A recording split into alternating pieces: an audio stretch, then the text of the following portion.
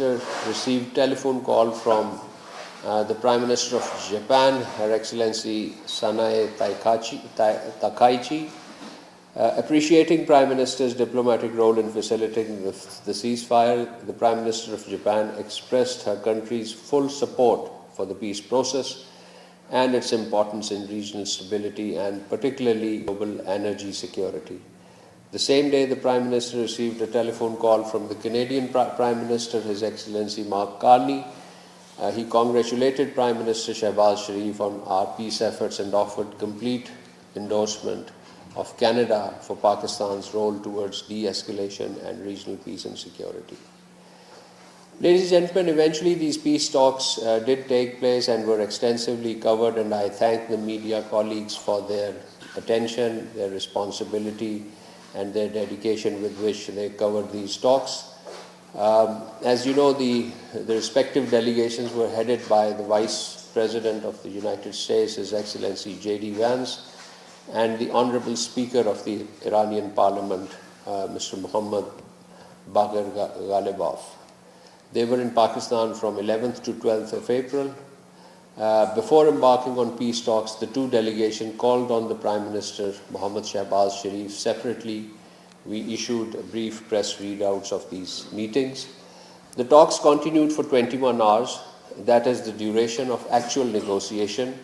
Overall, the process continued for well above 30 hours, if you count the movement of the delegations and the momentary breaks for meals and coffees and so on. So as such, the entire negotiation process was intensive and extensive, both in terms of scope and timelines. The Deputy Prime Minister and Foreign Minister, along with the Chief of Defence Forces and the Chief of Army Staff, helped mediate several rounds of intense and constructive negotiations. You would recall that in his remarks at the conclusion of these talks, the Deputy Prime Minister, Senator Mohammad Ishaq Dar, had expressed hope that the two sides would continue with the positive spirit to achieve durable peace and prosperity in the entire region and beyond.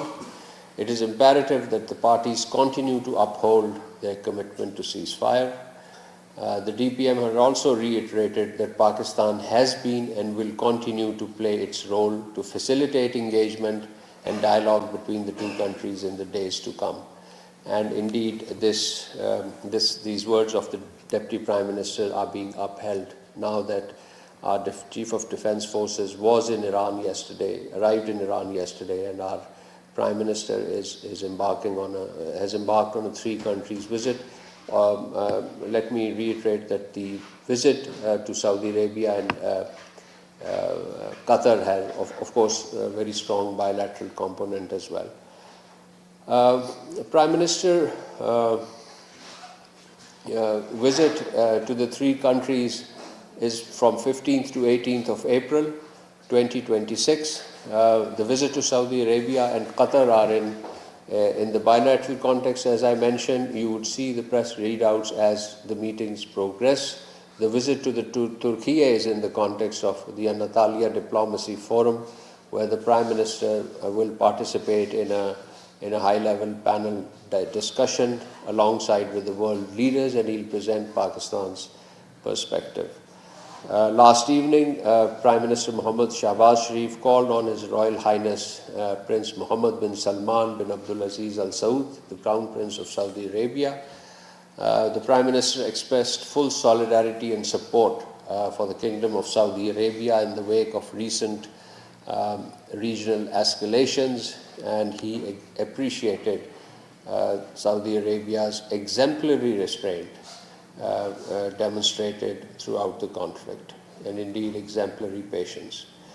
The Prime Minister shared with His Royal Highness the recent developments related to Pakistan's peace efforts that led to the US-Iran ceasefire and the recently held Islamabad talks between US and Iran. His Royal Highness, the Crown Prince, appreciated Pakistan's constructive role in the peace process. The Prime Minister expressed his sincere appreciation for His Royal Highness the Crown Prince on the Kingdom's consistent support to Pakistan's economic stability. Both countries enjoy a unique relationship, as you know, and there was we both have strong strategic defense partnership under the Pakistan-Saudi Arabia Strategic Mutual Defense Agreement. Apart from the Prime Minister's engagement, the Deputy Prime Minister also remained busy throughout the last 2 weeks, held numerous telephone conversations, numerous direct interactions with his counterparts. And let me just very briefly list some of the important telephone conversations of the past 2 weeks. Ladies and gentlemen, I'll just list them. There was a common message of support for peace efforts and our advocacy for settlement of all outstanding disputes, as well as our mediatory efforts between the relevant countries. So on the April 2nd, the Deputy Prime Minister spoke with the Foreign Minister of Egypt, Turkey and Uzbekistan. On April 3, he spoke with the Foreign Minister of Saudi Arabia. On April 4th, he spoke with the Foreign Minister of Bahrain and Egypt. On 5th, he spoke with Iran and Saudi Arabia again. And on April 6th, he spoke with the Foreign Ministers of Japan, Portugal, the UK and Canada. On April 7th, he spoke with the Foreign Ministers of Egypt, Bahrain and Norway. On April 8th, he spoke with the Foreign Ministers of Saudi Arabia, Egypt, Turkey, Qatar, the European Union High Representative for Foreign Affairs and Security Policy, Foreign Ministers of Morocco, Spain, Kuwait and Canada. So there were around 8 or 10 telephone calls on April 8th. On April 9th, he spoke with the Saudi Foreign Minister, the Uzbek Foreign Minister, again with the EU High Representative, South African Foreign Minister, Azerbaijan's Foreign Minister and UK's Foreign Secretary.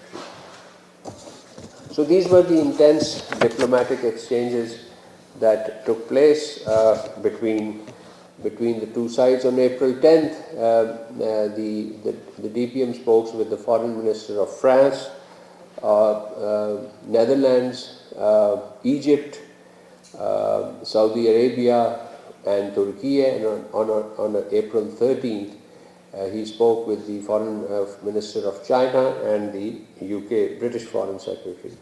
On April 14th, he spoke with the Foreign Ministers of Canada, European Union, Kuwait, Romania, United Nations Secretary General Antonio Guterres, and the Foreign Minister of Turkey. So, ladies and gentlemen, between a week prior to the Islamabad peace talks and 3 days subsequent to these peace talks, you could count the number of telephone calls which demonstrate our very active involvement in the facilitatory and mediatory roles, and then taking our important partners across the globe into confidence on these peace talks. Moving on to the other subjects, let me very briefly go on to the situation in the Middle East, where this week, on the 7th of April, late last week, we expressed our strong condemnation on storming of Al-Aqsa Mosque by the Israeli occupation forces. And on 9th of April, we strongly condemned the Israeli aggression against Lebanon. We termed such actions as undermining international efforts aimed at promoting peace and stability in the region. And of course, Israeli attacks against Lebanon constitute a grave violation of international law and fundamental humanitarian principles. Another very important event of the last week, which I would want you to take note of, was the 45th meeting of the Council of the Regional Anti-Terrorism Structure, the SCO RATS, the Shanghai Cooperation Organization meeting. Pakistan is currently holding the chairmanship of this group, SCO RATS as it is acronymed. We successfully chaired the 45th Council meeting that was held in Tashkent last week. Our Director General for Counter-terrorism, Faria Bukti, is our lead on this forum. On April 3rd, the RAD Council, the SCO RAD's Council, conducted detailed deliberation focusing on regional security. Several reporting documents of the SCO RADs were adopted, including the document which would be submitted to the councils of the heads of member states of the SCO. The Council expressed concerns over the developments in the Middle East. It also highlighted the persistent threat posed by terrorist groups in Afghanistan and stressed the need to strengthen cooperation in joint efforts to counter terrorism.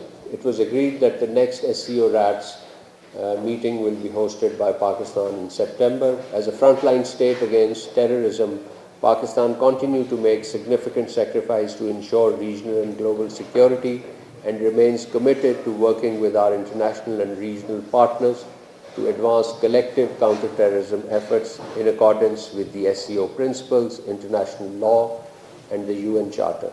And finally, ladies and gentlemen, we also held the senior official meetings of the four countries, Pakistan, Saudi Arabia, Turkey, and Egypt, that was held in Islamabad day before yesterday on 14th. The senior officials is a follow-up of you would recall, the consultative meeting held by our foreign ministers in Islamabad on the 29th of March. From Pakistan, I had the privilege of leading our delegation to these talks. We reviewed key areas of cooperation and prepared recommendation for the upcoming Foreign Affairs meeting that is to be held in Turkey on the 17th of April. The officials, my colleagues from Saudi Arabia, Turkey, and Egypt also jointly called on our Deputy Prime Minister, Senator Mohammed Asar Dar, and Foreign Secretary, Ambassador Amna Baloch. With this, I'll conclude my opening remarks and open the question for question answers. Ji, Mateen Sahab.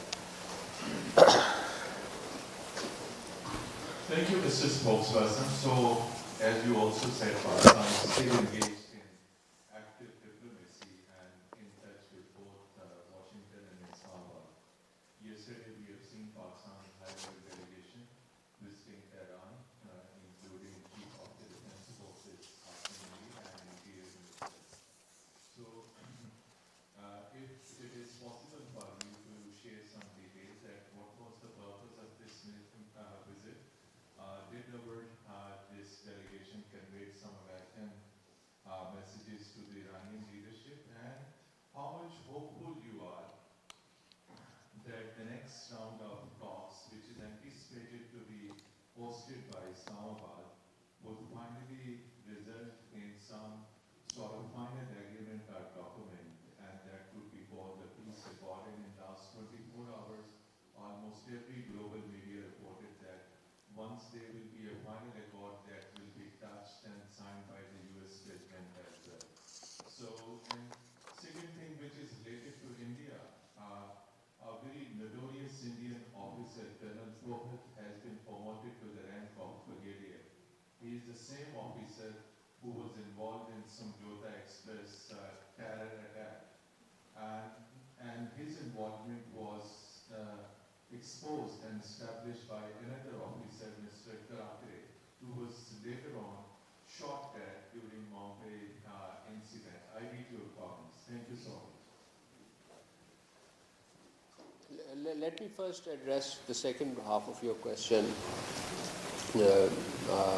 on this promotion of this terrorist Indian Army officer. We have noted this news with grave concern that this accused, and in fact he had confessed at certain point, that the Indian Army Colonel Purohit has been promoted to the rank of brigadier. Pakistan unequivocally condemns this deeply troubling development. Such a decision risks sending a disquieting signal about accountability in Indian system, while compounding the anguish of 68 innocent civilians who lost their lives in the Lahore-bound train on Indian soil almost 2 decades ago. So these victims and their families await justice for last two decades.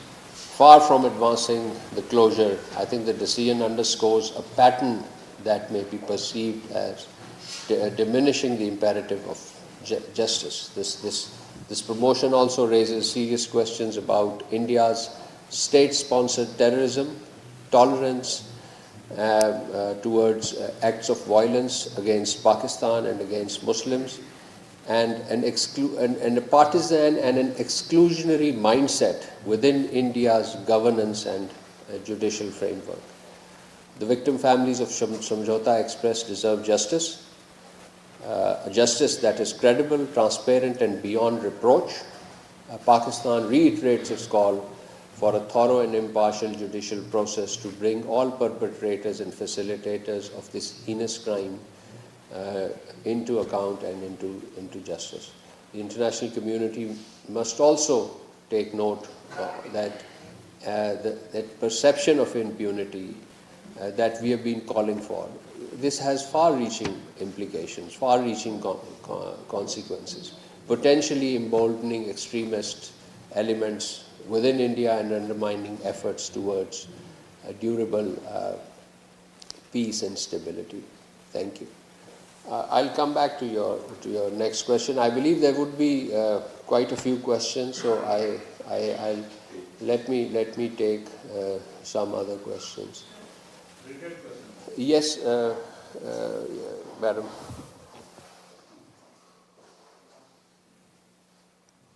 Madam को दे दें फिर आपसे आपके पास Thank you, Spokesperson. We have seen some really disturbing reports related to an incident in which Tanveer Ahmed Chauhan, an 18-year-old youth from illegally Indian occupied Jammu and Kashmir, was brutally attacked in an act linked to cow vigilantism. According to the latest reports, the victim's body has not been recovered and is feared to have been drowned. What do you have to say about this brutal incident? We can come back. Yes, we have also seen this report. It emerged yesterday. We strongly condemn this heinous incident, which is part of a broader, deeply troubling pattern of hate-driven violence in India, where religious minorities are increasingly targeted by extremist elements operating with complete impunity. Such acts of so-called cow protection, it's done as you mentioned, cow vigilantes, cow protection, killing innocent people, lynching them in public. This is a very medieval and an ancient practice which is going on in a country which masks itself as the world's largest democracy. So this licensed brutality is extremely disturbing. This vehicle for intimidation and violence, raising serious concerns about the protection and fundamental rights and the rule of law. The extremism of this menace, its import into Indian illegally occupied Jammu and Kashmir. It always existed in India, but now it is in this Indian illegally occupied territory of Jammu and Kashmir, adds yet another dimension to the already grave human rights situation in the occupied territory, where Kashmiris continue to be subjected to systemic marginalization and repression. The international community, we call upon them to take cognizance of this growing pattern of vigilante violence and its implication for human rights. We reaffirm our steadfast support for the people of Indian illegally occupied Jammu and Kashmir for their fundamental rights, including the right to life and dignity. And this licensed brutality in India, this lynching of Muslims, must end. Ji Prasasa. Thank you so much, Excellency. Obviously, we have plenty of questions about this talk process. But my question is something that developed this morning, that there has been introduced a bill for delimitation of constituencies in illegal Indian occupied Jammu and Kashmir. And very strangely or amazingly, there are references about other Jammu and Kashmir in that bill. So my question is, what do you comment about this development and whether this development is to detract Pakistan from what spokesperson of White House, Caroline Levitt, expressed feeling of President Trump that Pakistan has proven a great mediator. So is it to detract Pakistan from doing a noble job of bringing peace and tranquility in the world? Thank you, sir. This is again an emergent development. We have seen these media reports, the tabling of delimitation bill 2024 at the Indian Parliament. We categorically reject India's so-called delimitation process in Indian illegally occupied Jammu and Kashmir, including any provisions related to Azad Jammu and Kashmir. The whole process is illegal, politically grandstanding, devoid of any legal value.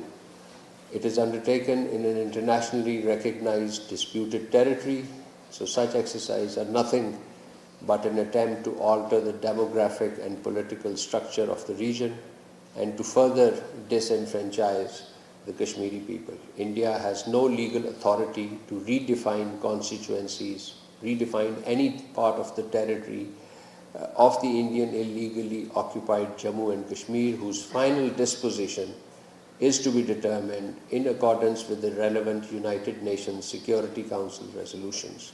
The extension of this framework of this so-called bill in the Parliament with proposed legislative amendments seeking to apply Indian electoral and constitutional authority to Azad Jammu and Kashmir reflects India's persistent illusion and a state of denial.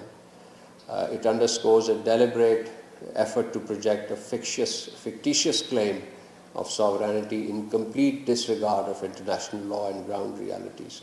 Azad Jammu and Kashmir is a distinct governing territory within its own democratic institutions. India's repeated claim over it is baseless, legally untenable, and symptomatic of a distorted mindset that seeks to mask the reality of a long-standing dispute. Such assertions, of course, carry no legal consequence and only reinforces India's detachment from facts.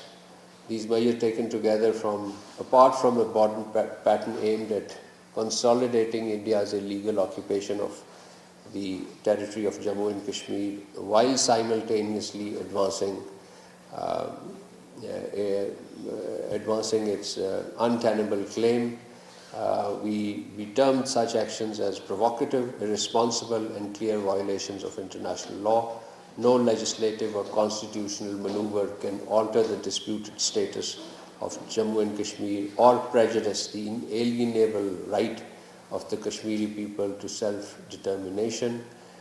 We will continue to support the Kashmiri struggle for self-determination, and the international community must